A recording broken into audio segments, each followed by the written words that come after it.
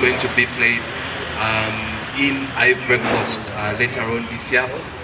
Uganda won the Cecafa regional qualifier, going on to beat Tanzania. That was 2-1. Soka kyenyiza okwebaza nga sinaba kwogera kintu kyonna nebaza Katonda okuntuusa wano wendi.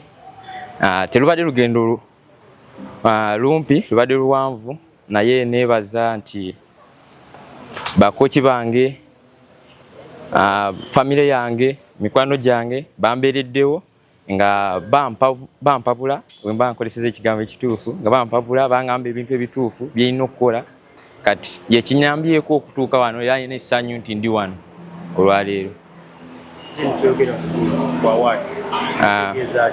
Awaadi kunze etegeeza kinene nnyo kubanga mbadde sikisuubira, naye nebaza Katonda nti nsobodde okimeekinga kubanga mbadde nvuganya n'abasambi ab'amaanyi kw'otadde Alan Okello, naye wemba nsobodde okukimeekinga nti kitegeeza kyembadde nkola kibadde kituufu nti nasigale nga nkola ekyo. Ate nebaza n'abazanyi bange be mbadde nsama nabo banyambye okunfuula ow'amaanyi kati nekinyambako okuwangula eno awaadi era ndi musanyufu nnyo kusigale nga nkola nsobole okufuna endala. Bogere alina birooto ki? Ebirooto bingi. Njagala nsamba akapiira kubanga ye talenti yange. Njagala nfuuke omusambi w'amaanyi mu Uganda. Ekyo kirooto kye nnina. Kiki otunuulidde mu maaso awo? Ntunuulidde AFCON kubanga tugenda mu AFCON. Njagala okuyambako ttiimu okwalifying ogenda mu World Cup under 17. Omutendera ogwo bw'oba oguyiseeko awaddako awo ate? Awaddako tuba tutangazza emikisa gy'Abannayuganda abaana kubanga World Cup tusangayo ba scout bangi basobola otuyambako ne bajja muno mu Uganda ne bascoutinga kubanga talent tuba tugitutumudde eggwanga lyonna. At club level waliwo ttiimu ezakutuukiriddeko okulaba nti mukansa? Nedda, tewali wadde kilabu n'emu, tewali. Tolina gy'oyagala, tolina kirooto gy'oyagala zanyiramu naddala wano?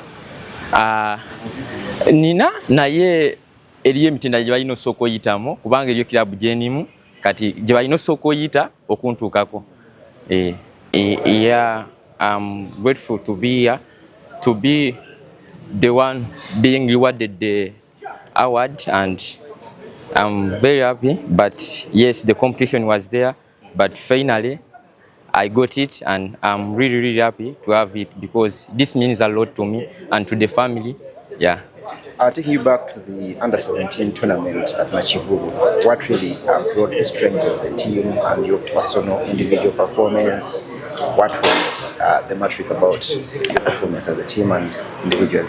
It is just teamwork and working as a team, because if you work as a team, everything will be easy, because if you connect to the player next to you, like I'm a striker, if I connect to the midfielder and the midfielder connects to the defender, so the team makes a teamwork. So it is easy to win because we are, as a team, we are connected together. That is simple. Yeah.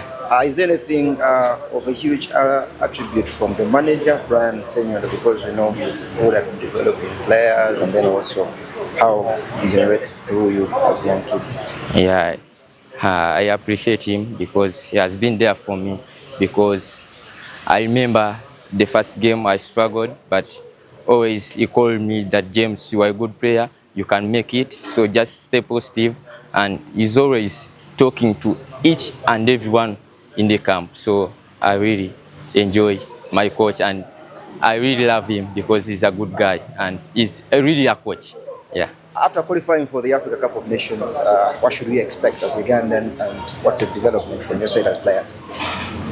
Just we have to be consistent enough so that we can make it to the World Cup, because we are dreaming.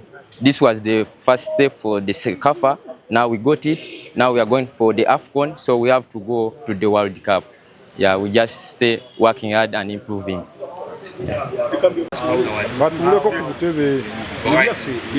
being said, for everybody watching us live in this sports, that brings us to the climax.